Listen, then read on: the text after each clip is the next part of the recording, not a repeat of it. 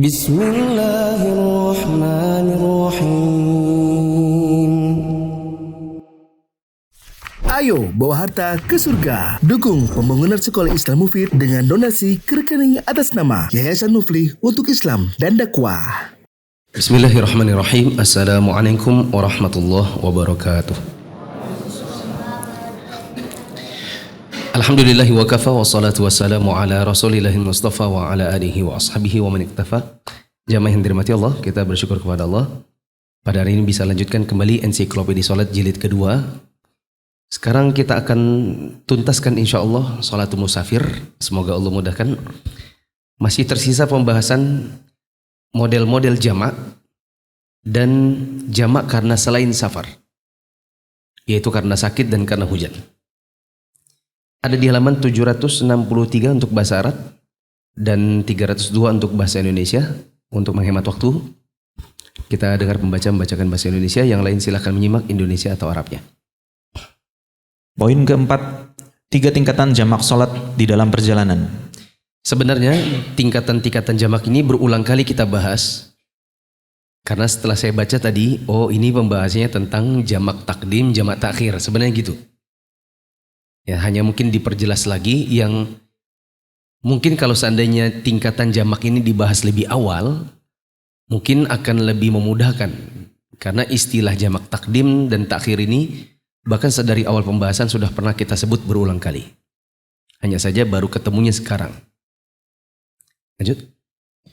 Pertama, jika seorang musafir dalam perjalanan ketika waktu sholat pertama masuk, dia bisa singgah pada waktu sholat yang kedua masuk untuk mengerjakan kedua sholat dengan jamak takhir pada waktu sholat yang kedua.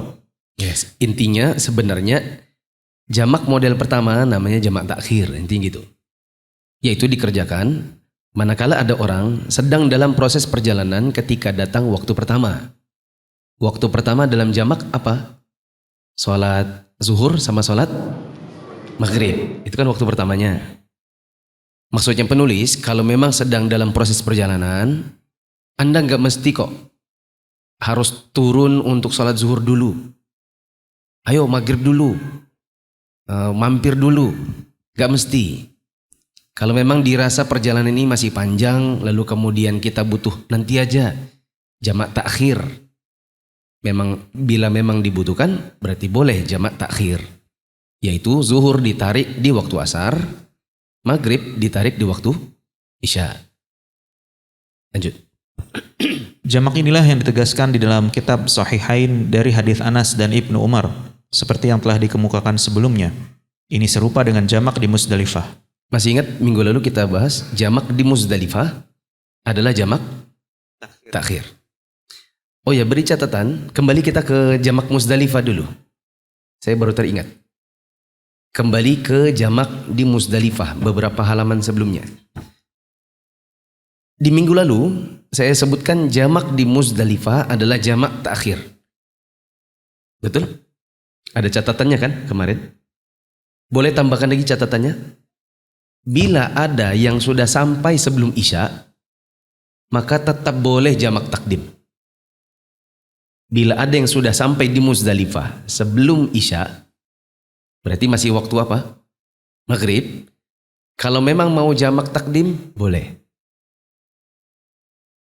Cuma minggu lalu saya bilang, di zaman sekarang sulit untuk nyampe duluan sebelum isya.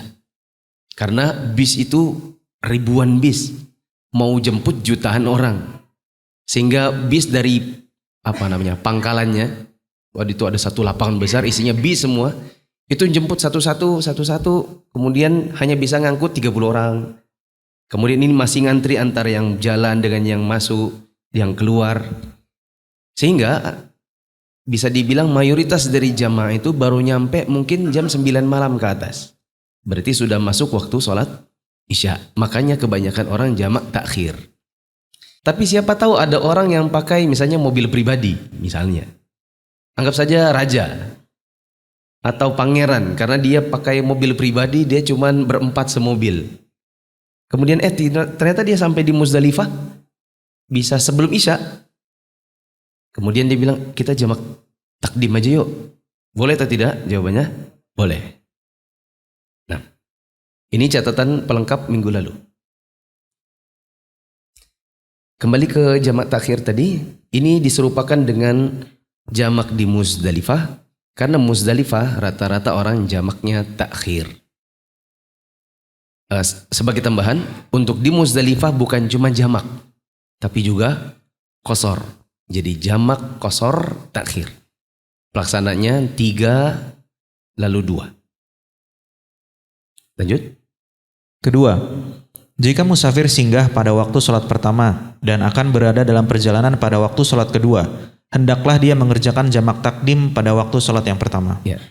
Ini model yang kedua, yaitu jamak takdim. Apa itu jamak takdim? Yaitu jamak di mana sholat yang kedua ditarik ke sholat pertama. Sholat kedua sholat apa saja? Asar, isya. Maka asar ditarik ke zuhur, isya ditarik ke maghrib. Dikerjakan di waktu maghrib sama di waktu zuhur. Ini namanya jamak takdim. Ini bisa dilakukan manakala seseorang memperkirakan, oh ini kita kalau nunggu nanti asar baru sholat, ini kayaknya kita kesulitan.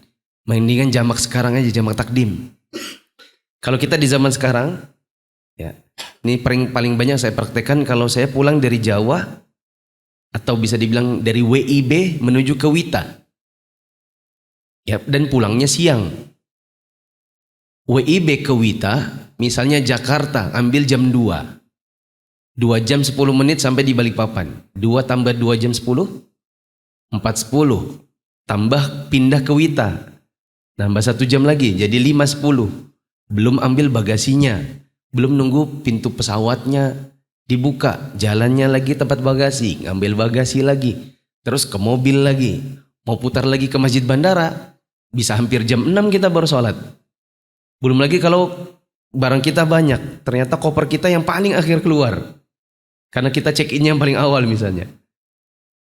Sehingga khawatir nanti dekat maghrib kita belum sholat asar, maka mendingan jamak takdim. Yaitu dikerjakan, sholat asarnya dikerjakan di waktu zuhur. Di Jakarta. Begitu. Seperti minggu lalu saya pulang jam 14 harusnya, 14 sekian dari Surabaya. Kalau saya tidak jamak takdim duluan, saya aja baru landing itu azan maghrib gitu. Lalu segera lari-larian ke sini. Untung dijemput pakai motor. Orang tuanya ditinggal masih dalam pesawat, bagasinya masih dititipkan ke ikhwan. Ya. Kalau kita menunda tunggu sholat asar, bisa jadi masuk waktu maghrib belum sholat asar. Begitu. Lanjut.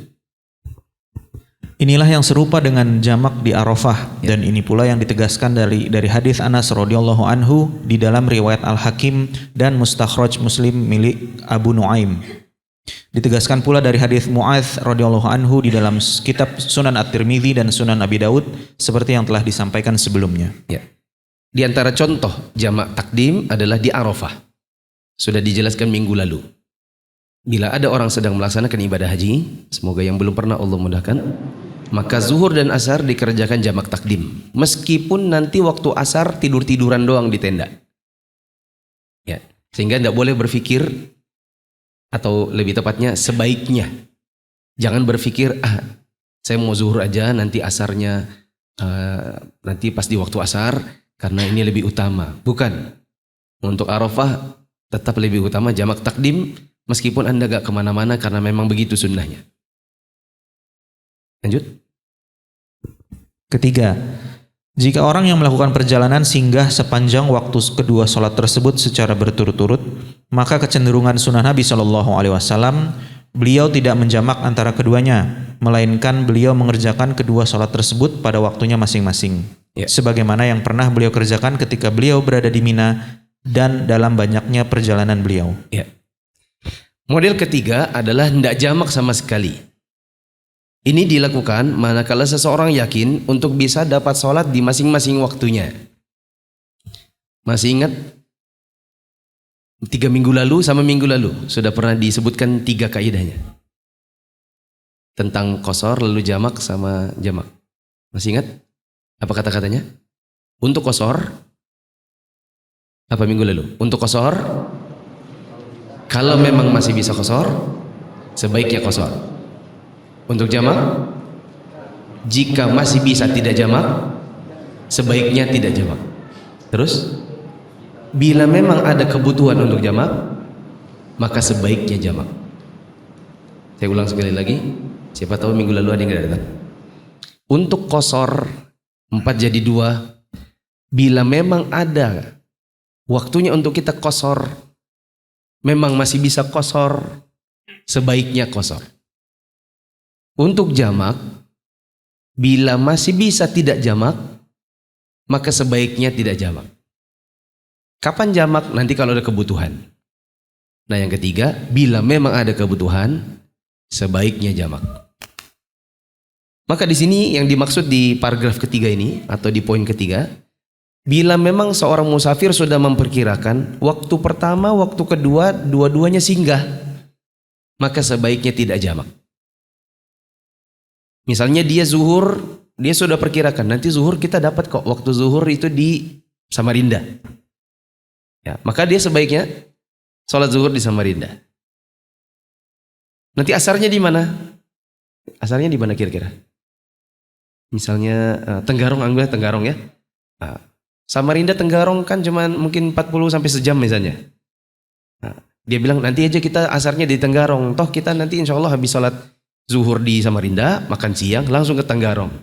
Dapat waktu asar di Tenggarong. Maka sebaiknya jangan jamak. Jadi zuhurnya sendiri di Samarinda, asarnya sendiri di Tenggarong. Bila memang seseorang itu meyakini di dua waktu tersebut masih bisa untuk sholat di masing-masing waktunya. Ini sama seperti orang misalnya ada pelatihan ke Jakarta, nginepnya di hotel. Waktu zuhur ada isoma, waktu asar ada coffee break. Ya. Dan memang diberi kesempatan untuk panitianya untuk memisah, maka sebaiknya pisah saja.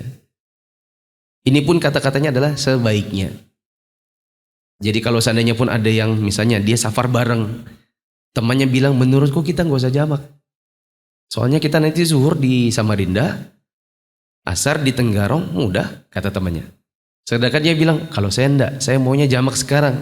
Khawatirnya nanti sampai di Tenggarong saya kecapean. Sudah kecapean, ngantuk, mendingan saya tidur gitu. Jadi dia mau jamak, maka ini pun tidak apa-apa. Artinya jangan sampai misalnya dua orang safar bareng, satunya jamak, satunya tidak, terus pulang-pulang kelahi. Ya, ini tidak sepantasnya. Karena pada satu kondisi kita bilang sebaiknya jamak, pada sebagian kondisi kita bilang sebaiknya tidak jamak, nanti satu orang dengan orang lain kondisinya beda-beda. Nah, lanjut. Namun demikian, terkadang beliau juga menjamaknya ketika beliau singgah sepanjang waktu kedua sholat tersebut, sebagaimana yang diriwayatkan dari Mu'adz radhiyallahu anhu, bahwasanya mereka pernah bepergian bersama Rasulullah Shallallahu Alaihi Wasallam pada perang Tabuk. Ketika itulah Rasulullah Shallallahu Alaihi Wasallam menjamak sholat zuhur dan asar serta maghrib dan isya. Pada suatu hari, beliau mengakhirkan sholat lalu pergi kemudian menjamak sholat zuhur dan asar berbarengan. Selanjutnya beliau masuk lalu keluar lagi dan setelah itu menjamak sholat maghrib dan isya. Saya tambahkan dulu. Tadi ada bagian atas tadi ada kata-kata sebagaimana yang Nabi kerjakan di Mina. Ya, di saat kita sedang melaksanakan ibadah haji, jamaah haji itu mabit di Mina. Maka yang dicontohkan oleh Nabi SAW hanya qashar tapi tidak ada jamaknya. Ya, sehingga nanti urutan-urutannya gini. Waktu di Arafah, jamak takdim. Zuhur asar di zuhur. Begitu masuk waktu maghrib, jangan sholat di Arafah. Langsung ke Muzdalifah. Meskipun waktu maghrib itu di Arafah, tetap tidak sholat di Arafah. Langsung jalan sampai di Muzdalifah. Nanti jamak takhir secara umum. Kecuali memang sudah nyampe dulu sebelum isya, kalau mau jamak takdim ya nggak apa-apa. Tapi kebanyakan orang nyampenya itu di waktu isya ke atas. Maka jamak takhir. Ini di Muzdalifah. Besok habis subuh balik ke Mina. Habis lempar jumroh, kemudian mulai mabit di tenda selama 3 hari. Mulai dari malam ke-11, ke-12, ke-13. Kurang lebih 3 harian. 3 harian di sana tidak ada jamaknya. Hanya ada qasar saja di masing-masing waktunya. Lanjut. Syekhul Islam Ibnu Taimiyah rahimahullah menjelaskan, lahiriahnya menunjukkan bahwasanya beliau singgah di sebuah kemah dalam suatu perjalanan. Bahwasanya beliau mengakhirkan sholat, kemudian beliau keluar dan menjamak sholat zuhur dan asar. Setelah itu, beliau masuk rumahnya, lalu keluar lagi dan menjamak sholat maghrib dan isya. Pernyataan masuk dan keluar itu menunjukkan bahwa beliau dari rumah, sedangkan orang yang melakukan perjalanan tidak dikatakan masuk dan keluar, tetapi turun dan naik. Ya, turun dan naik ini maksudnya turun naik dari kendaraan.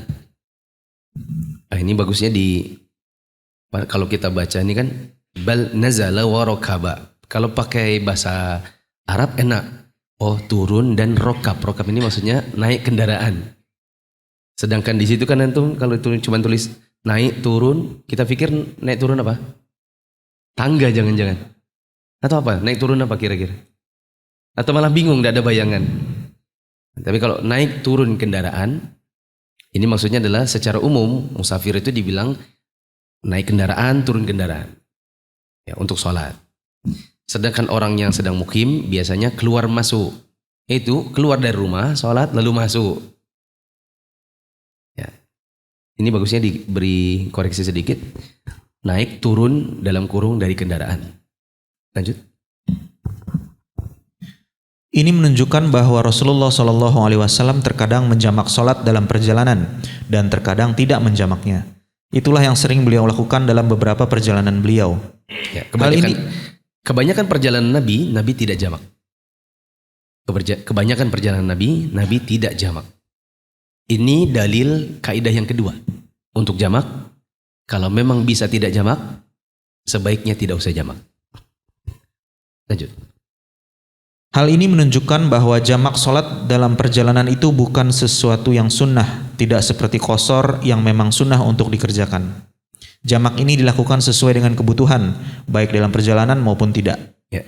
Boleh distabiloi kata-kata jamak itu dikerjakan bila ada kebutuhan.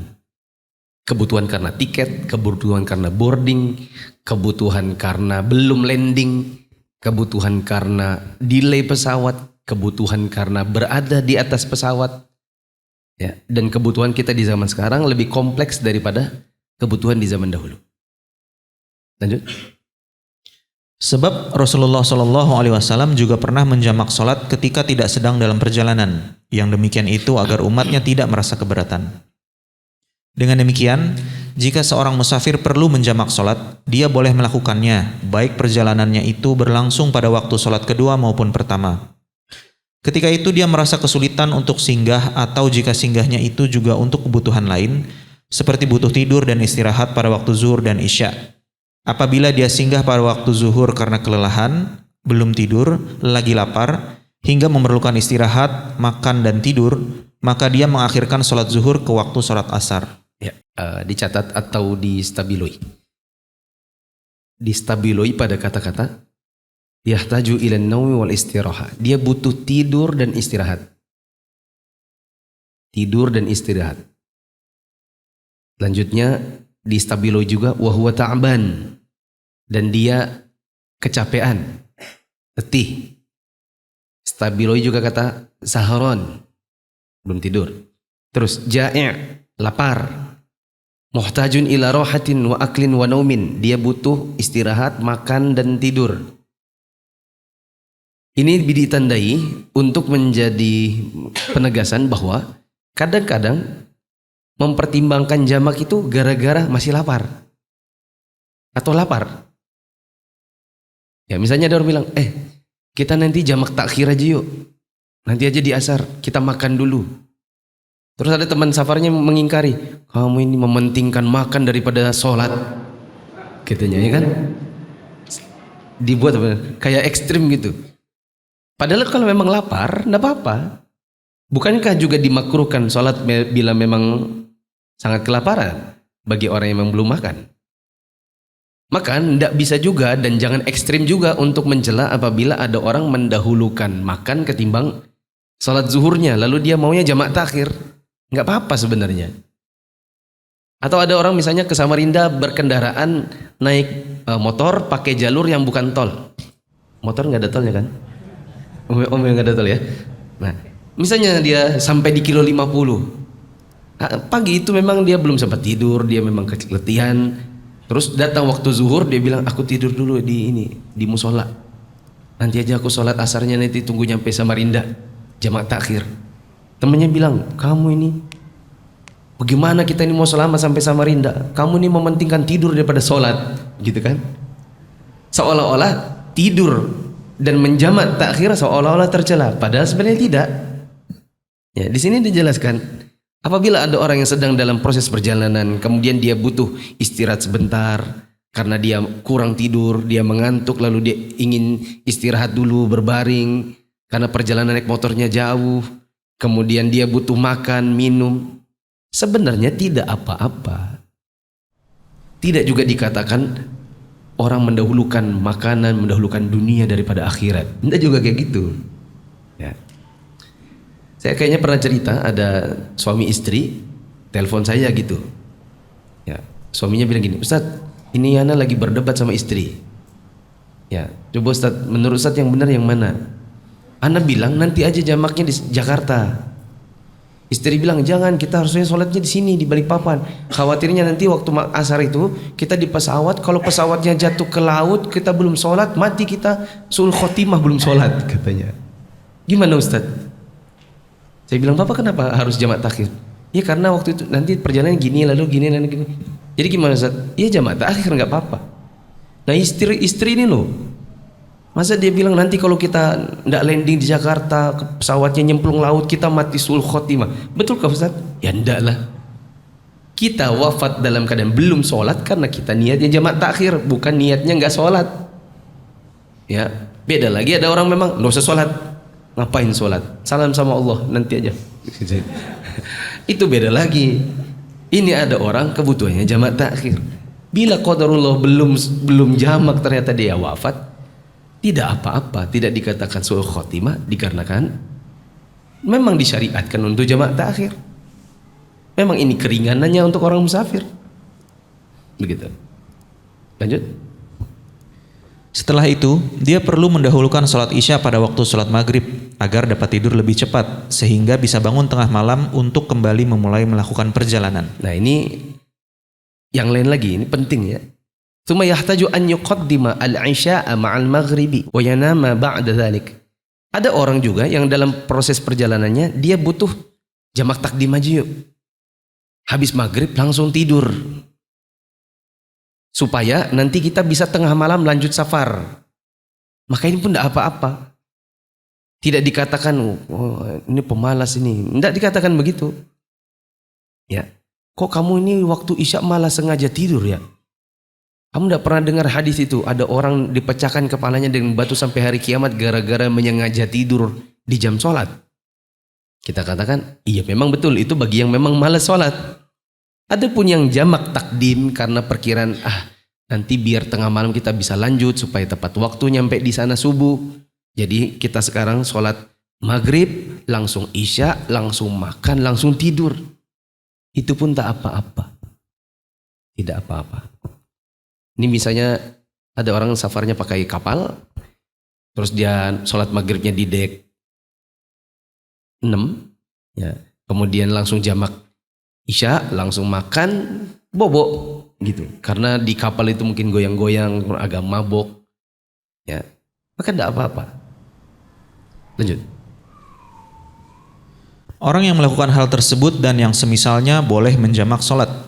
Adapun orang yang singgah beberapa hari di suatu kampung atau perkotaan yang dia mendapatkan fasilitas yang sama dengan penduduk di situ, maka meskipun dia mengqashar sholat karena dia musafir, dia tidak boleh menjamak. Ya. Artinya karena tidak ada kebutuhan maka jangan jamak. Hanya saja di catatan kaki ada perkataan di bagian bawah. Adapun Syekh kami, Syekh bin Baz, apa katanya? Adapun Syekh Imam Abdul Aziz bin Abdullah bin Baz, dia berpendapat bahwa jamak sholat bagi seorang musafir waktu singgah itu tidak ada masalah. Hanya saja tidak mengerjakannya adalah lebih afdol. Ya. Kalau seandainya pun dia singgah sambil jamak pun tak apa-apa. Hanya saja kurang afdol. Dan yang benar dari seluruh itu, jamak bila memang butuh maka dipersilakan. Dan kebutuhan orang satu dengan yang lainnya beda-beda. Bahkan kadang-kadang satu rombongan kebutuhannya beda-beda. Ya, tentu satu rombongan ada yang muda, ada yang tua. Yang tua mungkin lebih butuh banyak istirahat ketimbang yang muda. Ya begitu ya. Lanjut. Pendapat yang menyatakan bahwa seorang musafir boleh menjamak antara dua sholat pada saat diperlukan ketika dalam perjalanan didasarkan pada hadis Abu Juhaifah radhiyallahu anhu, bahwasanya dia pernah mendatangi Nabi Shallallahu alaihi wasallam yang ketika itu tengah singgah di Mekkah di Abtah pada waktu menunaikan haji wada di kemah merah yang terbuat dari kulit.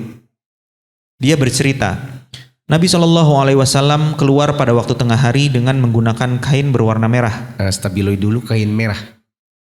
Nabi pakai baju merah. Ini jawaban buat antum yang bertanya. Emang boleh laki-laki pakai baju merah? Lanjut. Beliau lalu berwudu sementara Bilal mengumandangkan azan. Setelah itu beliau meletakkan tongkatnya, kemudian maju dan sholat zuhur 2 rakaat dan asar juga 2 rakaat di Batok bersama mereka. Imam Nawawi rahimahullah berkata, di dalam hadis tersebut terdapat dalil yang menunjukkan qashar dan jamak sholat di dalam perjalanan. Selain itu terdapat juga dalil yang menunjukkan bahwa yang utama dikerjakan bagi orang yang hendak menjamak sholat sedang dia singgah pada waktu sholat yang pertama adalah hendaklah dia memajukan sholat kedua ke waktu sholat yang pertama. Sedangkan orang yang pada waktu sholat yang pertama masih dalam perjalanan, hendaklah dia mengakhirkan sholat yang pertama ke sholat yang kedua. Wallahu a'lam. Ya. Dan yang lebih tepat, wallahu a'lam adalah jamak takdim, jamak takhir semuanya boleh tergantung kebutuhan kita masing-masing. Ya, berarti perlu sering-sering safar untuk semakin memahami kapan jamak takdim dan kapan jamak takhir. Karena dengan seiringnya banyaknya safar, kita semakin terlatih untuk memperkirakan waktu-waktu. Oh jam sekian, oh ini WIB, oh ini WITA. Oh kalau WITA nanti setelah landing nambah sejam, oh ini dekat maghrib. Oh kayak gini oh ini WITA menuju WIB. Begitu landing mundur 1 jam. Di sana jam sekian. Itu semakin lama semakin terlatih. Nah, ada ikhwan cerita beberapa waktu lalu dia umroh. Kata pembimbing travelnya, bapak-bapak nanti saja sholatnya semua tunggu landing. Begitu landing maghrib, jadi belum ada yang sholat zuhur dan asar gitu. Berarti pembimbing salah prediksi waktu. Ya, saya bilang kok bisa begitu? Ya enggak tahu, karena ustadznya juga kadang-kadang nanya sama kita, di sana tuh jam sholatnya jam berapa ya? Ya, sementara kita ini juga butuh dibimbing. Kita butuh pembimbing supaya dibimbing. Kadang-kadang pembimbing nanya-nanya sama kita. Ya, makanya begitu landing, ya maghrib, belum sholat zuhur, belum sholat asar. Ya, nanti ya berarti kan butuh kita latihan. Oh kesana 9 jam. Oh nanti tunggu pesawat dibuka. Lalu imigrasi. Begitu imigrasi ngantri. Terus turun ke bawah. Oh naik ke atas. Sholatnya di sini, di situ. Oh jam sekian, jam sekian. Ini kan sudah harus bisa diprediksi sebelum memutuskan mau sholat di mana. Selesailah jamak takdim, jamak takhir dan tidak jamak bila tidak butuh dan jamak bila butuh. Berikutnya jamak yang lain yaitu jamak karena sakit. Lanjut.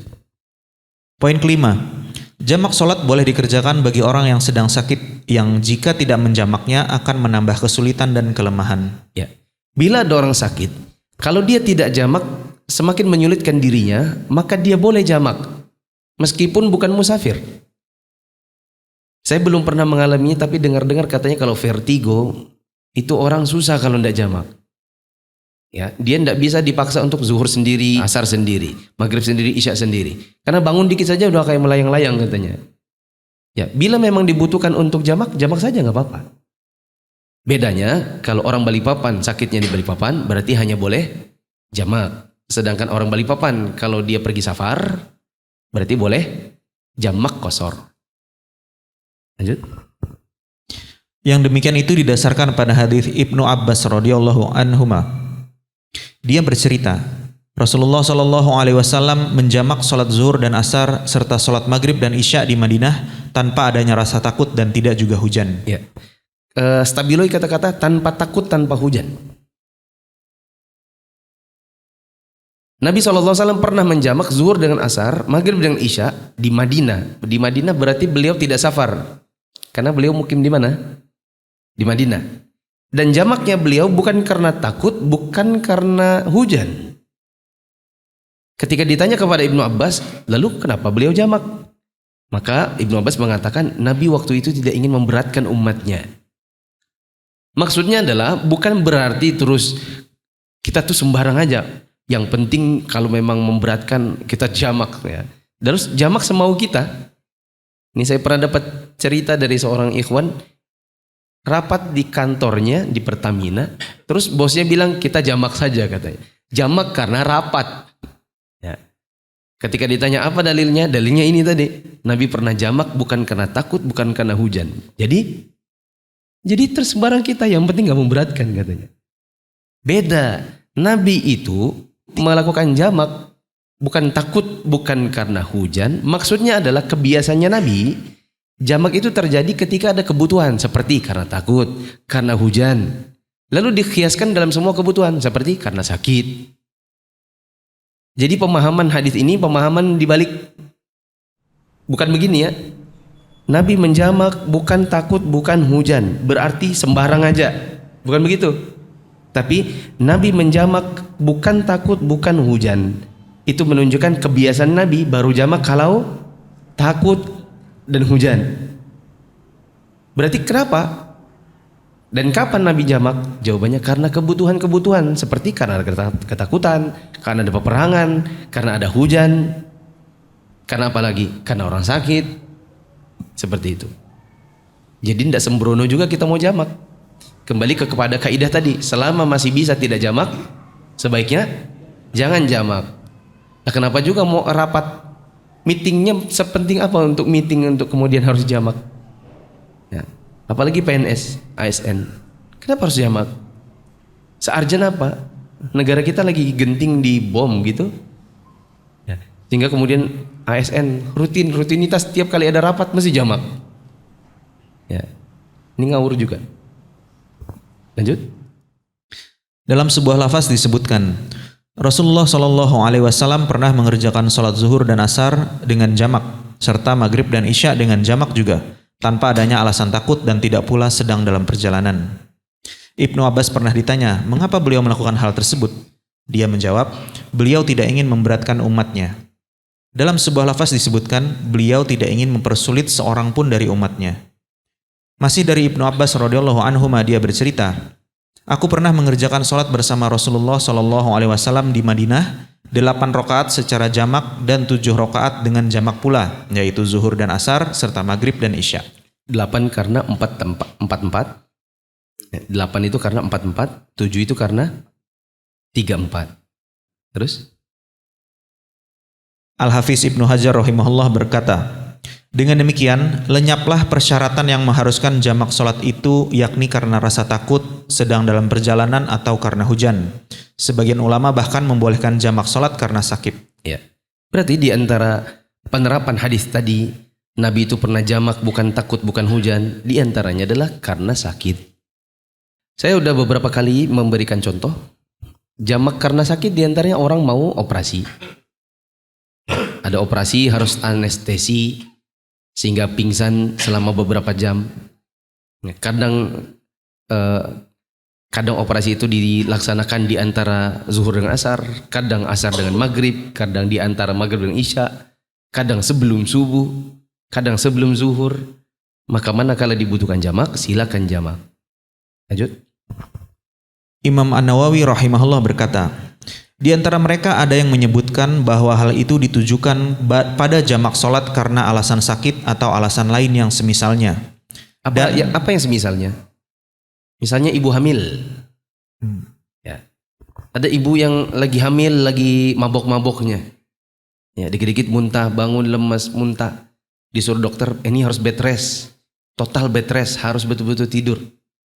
Ya, nggak boleh mana-mana, harus di rumah saja. Berbulan-bulan dia di rumah saja. Maka dia boleh jamak bila memang dibutuhkan. Meskipun tidak dibilang sakit, tapi ini uzur seperti sakit. Lanjut.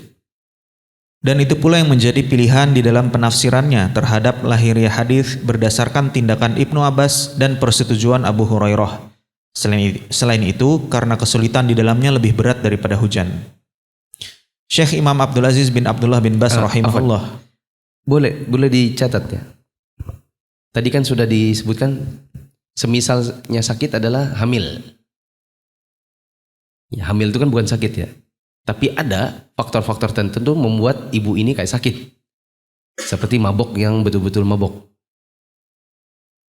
Tambah lagi ini, lansia yang pikunnya kadang-kadang hilang, kadang-kadang pikun.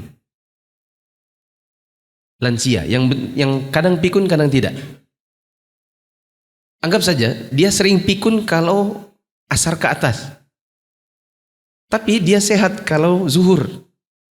Terus anaknya bilang, kai jamak aja sudah. Karena biasanya kai sudah jelang asar mesti pikun. Ya. Kembali pikunnya. Tapi kalau pagi tidak pikun dia. Nah, bolehkah dia jamak? Boleh, tidak apa-apa. Ya kenapa? Ya karena kebutuhan dia. Karena kalau sudah jelang asar nanti dia kembali pikun, daripada dia tidak sholat, mending dia disuruh jamak. Begitu. Lanjut. Syekh Imam Abdul Aziz bin Abdullah bin Bas rahimahullah berkata, yang benar adalah mengarahkan hadis tersebut pada pengertian bahwa Nabi Shallallahu Alaihi Wasallam pernah menjamak sholat-sholat yang dimaksud karena adanya kesulitan yang terjadi pada hari itu, baik karena sakit, dingin yang sangat menyengat, jalan berlumpur atau yang semisalnya. Hal itu ditunjukkan juga oleh ungkapan Ibnu Abbas ketika ditanya mengenai alasan jamak sholat yang beliau lakukan. Dia pun menjawab, beliau tidak ingin memberatkan umatnya. Ini merupakan jawaban yang luar biasa dan tepat sekaligus memuaskan. Wallahu a'lam.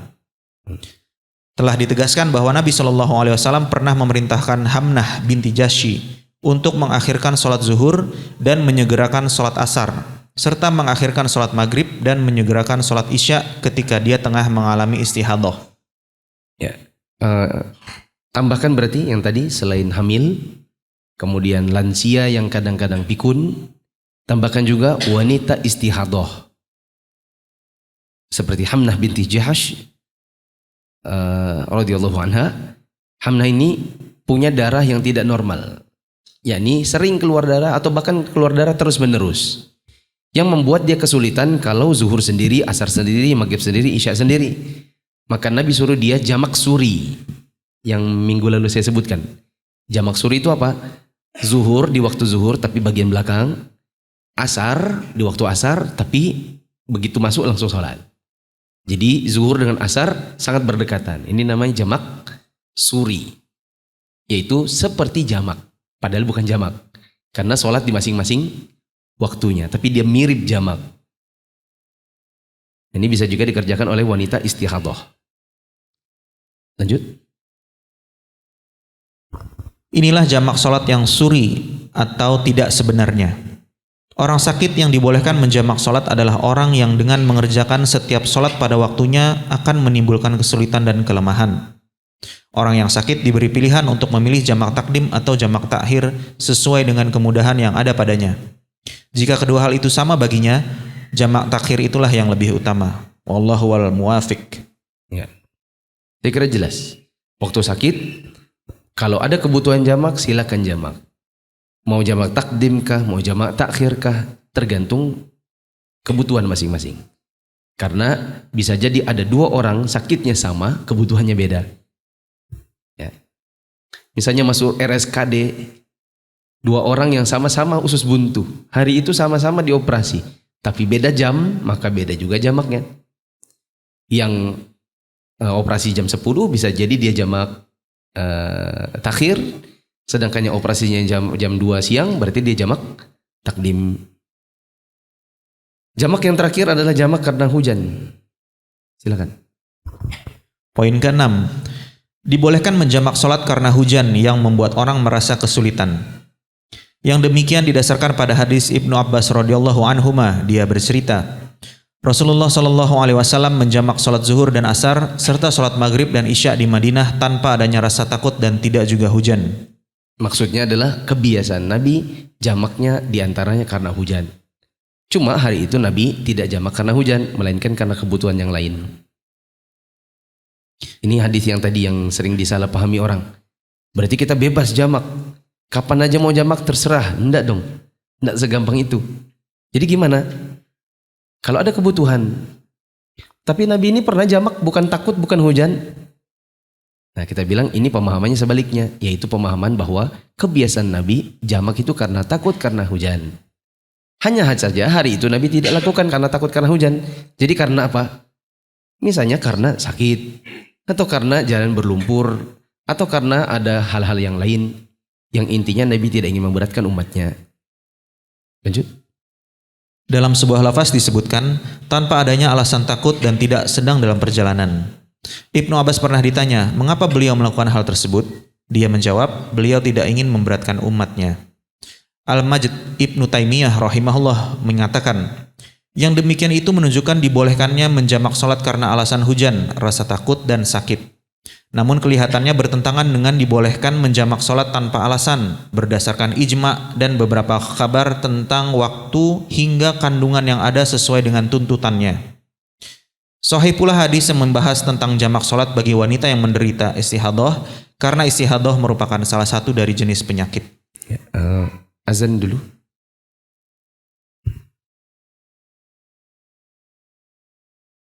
Allahu Akbar, Allahu Akbar,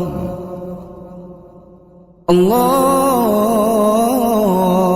Akbar, Allahu Akbar. Asyhadu an la ilaha illallah.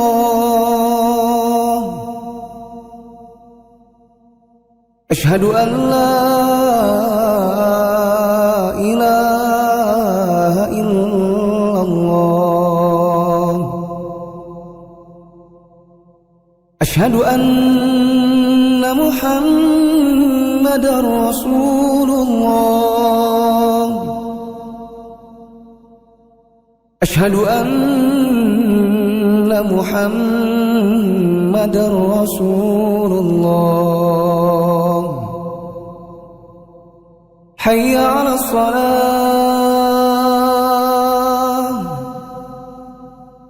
Hayya 'alas salah. Hayya 'alal falah. Hayya 'alal falah. Allahu Akbar, Allahu Akbar. La ilaha illallah.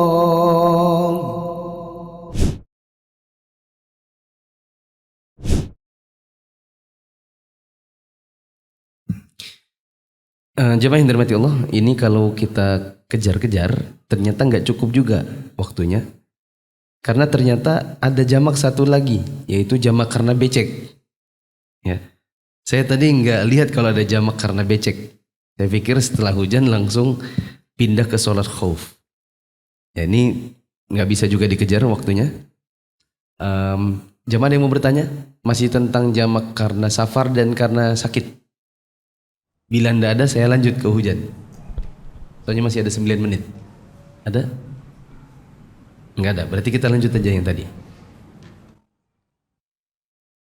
Mengenai ungkapan Ibnu Abbas radhiyallahu anhuma, tanpa adanya alasan rasa takut dan hujan, Al-Alamah Al-Albani rahimahullah berkata, hal tersebut menunjukkan bahwa jamak sholat ketika turun hujan sudah dikenal pada masa Nabi Shallallahu Alaihi Wasallam. Seandainya tidak demikian, niscaya tidak ada gunanya penafian hujan sebagai sebab dibenarkannya jamak sholat. Maka renungkanlah. Ya. Maksudnya, kata Syekh Al-Albani, maksud dari Nabi itu pernah jamak bukan karena takut, bukan karena hujan. Maksudnya adalah di zaman Nabi, kebiasaan jamak itu terjadi karena ketakutan dan karena hujan. Ini menunjukkan bahwa ada dalil yang namanya jamak karena hujan. Begitu. Kalau tidak kebiasaan karena takut dan karena hujan, maka tidak ada gunanya juga dikatakan Nabi itu pernah jamaknya bukan karena ini, bukan karena ini. Ini seperti apa ya? Seperti gini. Itu kemarin si Dodi itu sakit. Yang sakitnya itu bukan karena minum es, bukan karena makan gorengan. Itu menunjukkan bahwa si Dodi itu kebiasaannya sakitnya karena minum es sama makan gorengan. Begitu. Lanjut. Mengenai ungkapan Ibnu Abbas radhiyallahu anhu juga, tanpa adanya rasa takut dan hujan, Syekhul Islam Ibnu Taimiyah rahimahullah berkata, jamak yang disebutkan oleh Ibnu Abbas bukan yang ini dan juga bukan yang itu. Hal tersebut pula yang dijadikan oleh Imam Ahmad sebagai dalil yang menunjukkan bahwa jamak karena hal-hal tersebut adalah lebih layak. Ungkapan tersebut menunjukkan bahwa jamak karena alasan-alasan tersebut adalah lebih layak. Yang demikian itu termasuk peringatan dalam bentuk tindakan, yakni jika dia menjamak sholat akan lenyaplah kesulitan yang ada tanpa adanya alasan rasa takut, hujan, dan perjalanan. Dengan demikian kesulitan yang disebabkan oleh hal tersebut lebih layak untuk dihilangkan. Oleh karena itu jamak sholat karena alasan tersebut adalah lebih tepat daripada alasan yang lainnya. Mengenai jamak sholat yang disebabkan oleh hujan ini masih ada beberapa athar dari para sahabat dan tabi'in. Dari Nafi, Abdullah bin Umar radhiyallahu anhuma, jika para umara menjamak sholat maghrib dan isya karena alasan hujan, dia pun ikut menjamak bersama mereka. Ya. Adalah sebagian sahabat seperti Abdullah bin Umar, kalau para Amirul Mukminin di zaman dahulu mereka menjamak karena hujan, maka beliau pun ikut menjamak. Dan tidak mungkin seorang Abdullah bin Umar menyelisihi Nabi, itu tidak mungkin. Atau membuat ibadah baru yang tidak pernah dikerjakan Nabi, itu tidak mungkin. Ini menunjukkan bahwa Ibnu Umar pasti pernah melihat dan beramal yaitu jamak karena hujan dikarenakan mencontoh siapa? Nabi. Lanjut. Dari Hisham bin Urwah, ayahnya yakni Urwah, Sa'id bin Musayyab dan Abu Bakar bin Abdurrahman bin Al-Harith bin Hisham bin Mughirah Al-Makhzumi, mereka semua pernah menjamak sholat maghrib dan isya pada suatu malam yang diguyur hujan. Mereka menjamak kedua sholat dan tidak ada yang mengingkari hal tersebut. Ya. Sampai sini dulu. Saya sebenarnya sudah punya video khusus tentang hal ini. Ada di YouTube. Berapa menit tadi ya? Saya lihat. Ada di YouTube. Judulnya 6 syarat jamak sholat karena hujan. Ada 13 menit penjelasannya. Jadi menjamak karena hujan itu ada syarat-syarat. Tidak semua hujan juga kita jamak. Ya, boleh dicatat? 6 syarat menjamak karena hujan. 6 syarat menjamak karena hujan. 1. Deras. Berarti kalau cuma hujan rintik-rintik tidak bisa jamak. Misalnya tadi maghrib, anggaplah di luar ada rintik-rintik, ya. Terus dia cuma rintik-rintik, maka tidak bisa jamak. Deras itu kayak apa? Karena orang bilang deras ini, enggak, cemennya bukan deras ini, ya. Deras, bukan, enggak deras. Jadi gimana? Bila kita keluar dari rumah ke masjid atau kita pulang, maka bajunya basah. Membasahi pakaian. Syarat kedua, berjamaah dengan imam. Berjamaah dengan imam. Karena Nabi SAW mengajarkan kita untuk jamak karena hujan itu supaya memastikan kita tetap berjamaah meskipun hujan. Jadi sholat maghrib, oh ternyata hujan, jamak langsung dengan isya. Setelah itu kita pulang. Supaya apa? Nanti ketika datang waktu isya, kita sudah selesai sholat. Jadi tidak, waduh saya di rumah aja. Dan di rumah ini ternyata tidak jamaah. Hanya sendirian misalnya. Maka kalau seandainya hujan deras di masjid, kemudian ada yang celengak-celinguk, tidak ada yang jamak ya. Tanya imamnya, Pak Imam, tidak jamak? Tidak Pak. Kenapa? Takut nanti jamaahnya heboh. Nanti heboh di sini nggak biasa orang dikirain jamak apaan. Iya kan? Ada sebagian daerah kan begitu. Akhirnya imamnya tidak mau jamak, maka tidak bisa kita bilang, sudah kalau tidak ada yang mau jamak, saya jamak sendiri aja. Keluar dia di belakang situ dia jamak sendirian. Tidak bisa. Syaratnya adalah harus berjamaah. Karena tujuan pensyariatan sholat jamak karena hujan adalah untuk memastikan tetap berjamaah meskipun hujan. Syarat yang ketiga, insya Allah minggu depan. Kalau tidak sabar, silakan buka YouTube saya atau di Instagram atau di Facebook, ketik 6 syarat jamak karena hujan Muflih Safitra. Jangan lupa nanti kalau nonton like, comment, subscribe, and share. Di sini ada pertanyaan. Di sholat berjamaah dalam mengikuti gerakan imam, berapa lama jeda antara imam dan makmum? Kadang-kadang lihat imam hampir selesai salam, ada makmum baru bergerak dari sujud. Ya. Jawabannya adalah sebagaimana kata Nabi SAW, idza kabbara fakabbiru. Jika imam itu takbir, maka takbirlah. Nah, dari sujud kedua menuju tahiyat akhir, bila imamnya sudah takbir Allahu Akbar, maka segeralah Allahu Akbar juga takbir. Jangan lama-lama, apalagi seperti ini. Imam sudah Assalamualaikum, dia baru bangkit dari sujud. Mungkin dia tidur kali itu. Ya. Yang jelas kalau menyengaja dengan alasan, ini saya memperbanyak doa. Kan waktu sujud itu disunahkan memperbanyak doa. Karena itu waktu yang terdekat Allah dengan hamba, maka ini keliru. Ini bisa dikerjakan kalau Anda sendirian. Tapi kalau Anda jadi makmum, Anda harus ikut imam. Lagi pula yang benar bukan sujud terakhir saja. Sebagian orang menganggap doa mustajab itu sujud terakhir. Tidak ada dalil sujud terakhir. Yang benar semua sujud. Karena Nabi SAW mengatakan, inna aqraba ma yakunu al-'abdu min rabbih wa huwa sajid fa'akthirud du'a. Posisi yang paling dekat Allah dengan hamba adalah waktu sujud, maka perbanyaklah doa waktu sujud. Nabi tidak bilang sujud terakhir, Nabi bilang sujud. Sehingga kita dapati ada orang sujud terakhirnya lama sekali karena mengira itu doa mustajab di sujud terakhir, padahal sujud bukan sujud terakhir.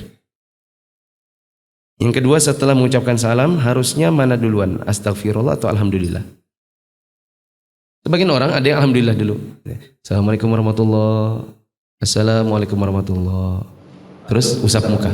Alhamdulillah. Begitu kan? Yang benar, Nabi tidak pernah mengajarkan yang demikian. Nabi hanya mengucapkan astagfirullah, astagfirullah, astagfirullah 3 kali, lalu Allahumma anta salam minka salam, dan seterusnya. Bukan alhamdulillah. Ini saja karena habis waktunya. Subhanakallahumma wa bihamdika asyhadu an la ilaha illa anta astaghfiruka wa atubu ilaik. Wassalamualaikum warahmatullahi wabarakatuh.